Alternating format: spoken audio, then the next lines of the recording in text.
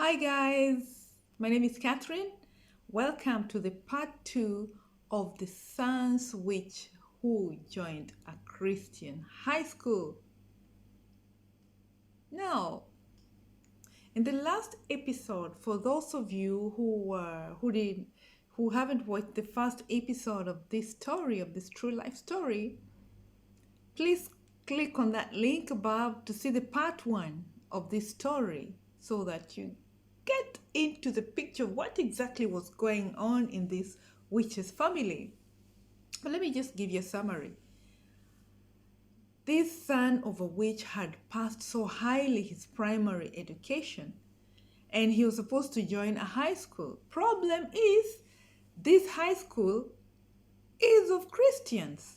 So how is the Christian guy, how is the witch's son going to go into a Christian school? Not only a Christian school, but a school that is being run by the missionaries themselves, man. How was that going to happen? So I was telling you before, his friend who was reading for him the admission letter and the requirements had actually convinced him not to take. He didn't actually need convincing. He had made up his mind with the support of his friend that he was not going to pay school fees for this guy, for his son. So that was the plan. No school fees for the son. You know, one funny thing is that the dad, who is a witch, was so ignorant about education that he didn't know that in primary school, the same religious education that he was trying to avoid for his son in high school was being taught. Only that the boy had gone into one of these village schools where the teachers don't care what the students are doing. I mean, they teach, yes, but they do not try to instill the values into the student. So for the boy, religion, education was just one of these fairy tales, one of these fairy tales, like Alice in Wonderland, Okonkwo, things fall apart. Kind of that was how it was to him. So he never took it seriously. And if the father had known that the same thing is what he was going to do in high school, probably he could have as well stopped his primary education. Now, the guy decided, I'm not gonna pay school fees for this guy.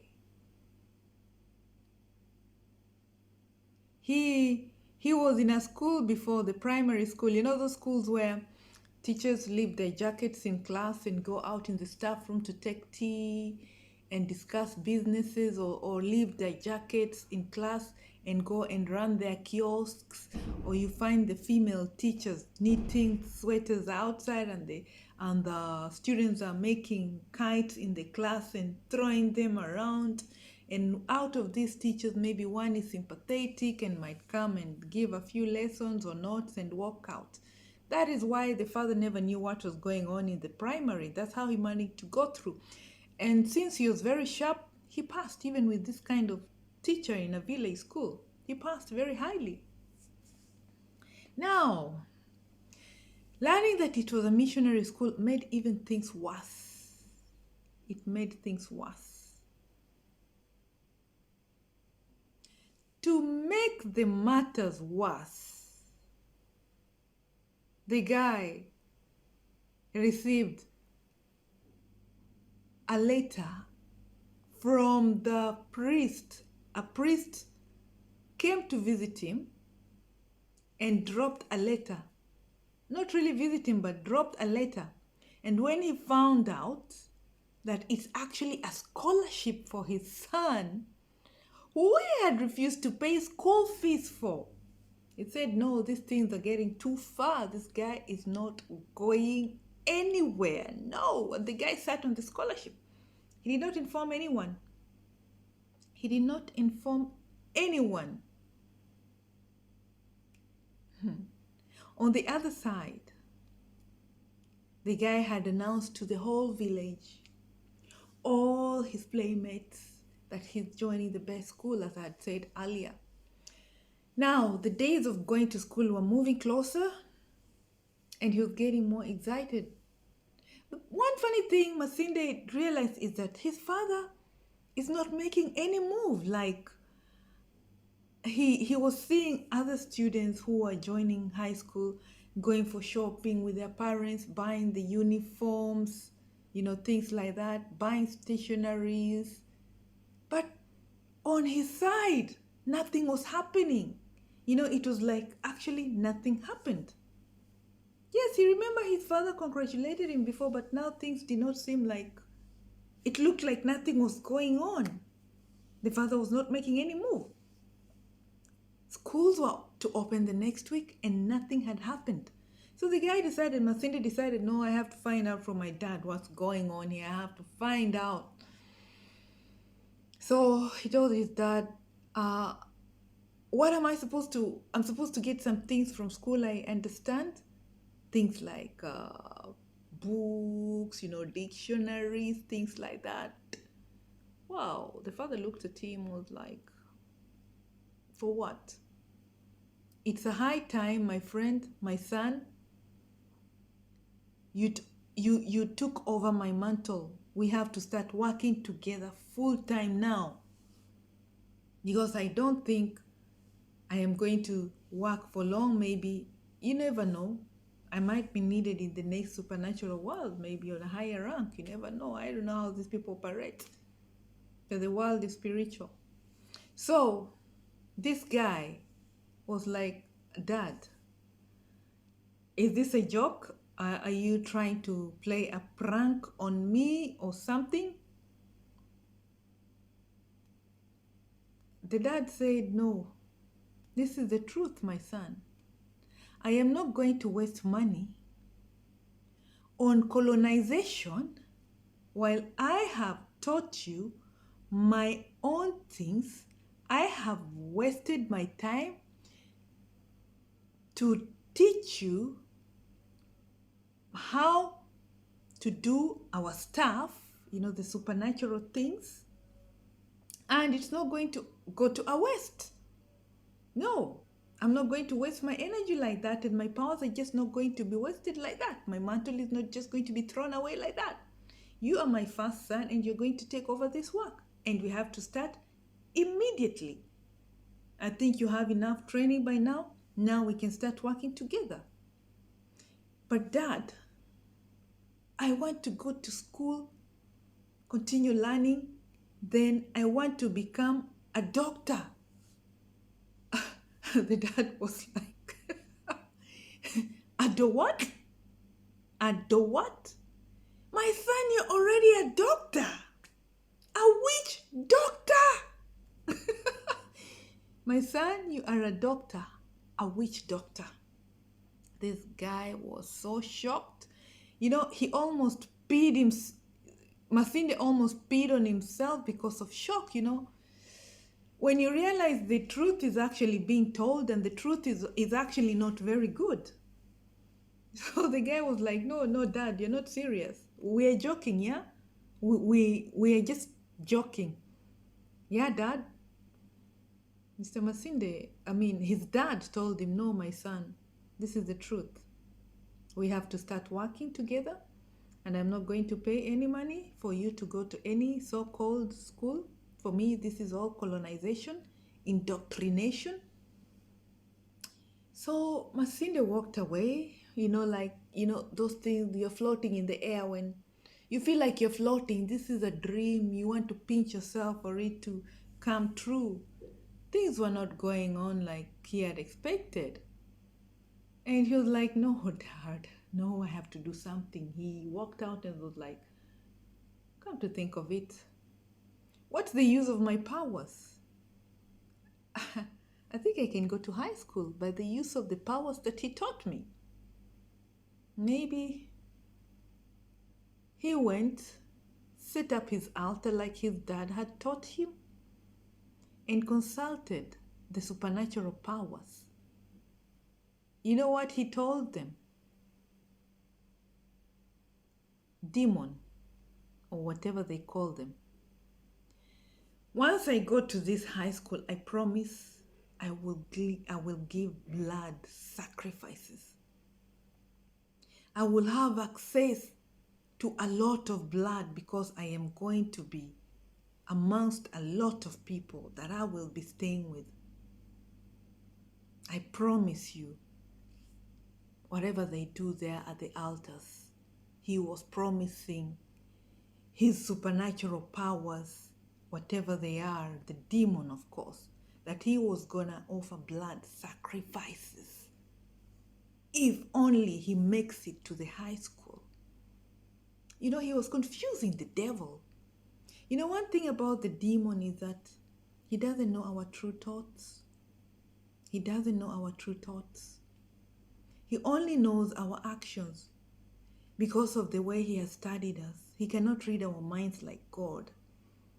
He can only tell our next actions out of his experience, but he can't read our minds. God did not give him that power.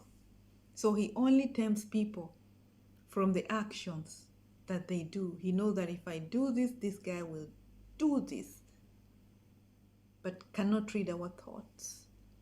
I think that's the advantage that Masinde got over this demon. So the demon was kind of confused anyway. The dad doesn't want him to go to a Christian school. He's going to go and mingle with the other Christians. Who knows? But the promise of the blood sacrifice was a bit enticing for the demon, I think. Back in the village, the witch's son, the witch himself had a brother who, funny enough, is a conservative Christian, conservative. He accepted us, according to Masinde's dad, to be colonized. And he also happened to go to school, a missionary school, and so he knows a lot about Christianity and everything like that. So he was attending one of these services when one of the parish priests was announcing the success of some village boys, in that one of them even got a scholarship. Who else was it but Masinde? He was like, wow, how come his brother never told him about this? And the first thing after the service, he had to congratulate Masinde.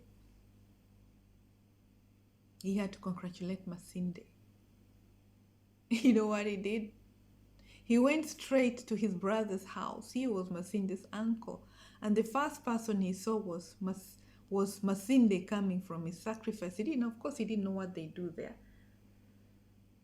Kind of, he'd heard his brother is a witch, but he, brushed it aside because he was like a conservative Christian, so he did not even believe in that witchcraft and whatever. So he met Masinde and he congratulated him for getting the scholarship. He was like, what? What scholarship are you talking about, uncle? You don't know that you got a scholarship? How? He went into the house to meet the dad. And the dad was not, of course, happy to see him, his brother. When he sees somebody who's a conservative Christian, I don't know what these witches feel. It's like some negative energy meeting with some positive energy. What's going to happen? They combine or what? I don't know about this witchcraft thing. But it happened that he had to convey to him the news that he knows his son has won a scholarship. So he didn't have to pay school fees. This is good news for you. Masinde happened to hear that part of it. He didn't have to pay school fees. And you're like, wow. So he can actually go to college, to school, to high school without his father's help. So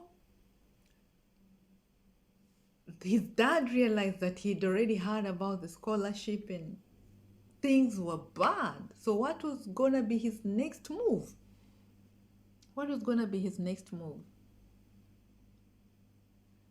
Masinde said he wants to go with his brother. He told his brother what his dad had told him. And he said he didn't want to stay with his dad because if he stays with his dad, he has a feeling his dad is not going to let him go to the high school. So he fixed a plan. He says he wants to go for a holiday to his uncle's place for a while. And from there is where he had to travel to school. His uncle decided to help him to go to the high school. But then you know what? The supernatural powers summoned the dad. Your son is going to high school from your uncle's place. These demons are also very powerful when it comes to spiritual things, man. He summoned him that his son is going to high school on a certain day, and that is when he tried to cause an accident. It was a very bad road accident. But one funny thing is that Masinde survived. Masinde survived because Masinde on his side believed that it's because he had summoned his supernatural powers to go to high school, and it's the supernatural powers that had let him survive this massive accident that so many people died. But he came out unscathed, believe it or not. On the other hand, his uncle, who's a conservative Christian, when he had told him about his uncle not wanting, his brother not wanting him to join high school for some various reason, he offered up, fasted, and prayed for him that he might make it to high school. So his uncle believed that it's because of the fasting and the prayers that he had done for him that he survived the accident to go to high school. And on the other side, Masinde believed that it's because he summoned his supernatural powers. And he had to keep the demon's promise of the blood sacrifice. So how is he going to do blood sacrifices in a high school? Guys, how is Masinde going to do blood sacrifices in a high school? Is he going to slaughter some chicken, some cows? Please subscribe, like, and share my video for the next episode. Ciao.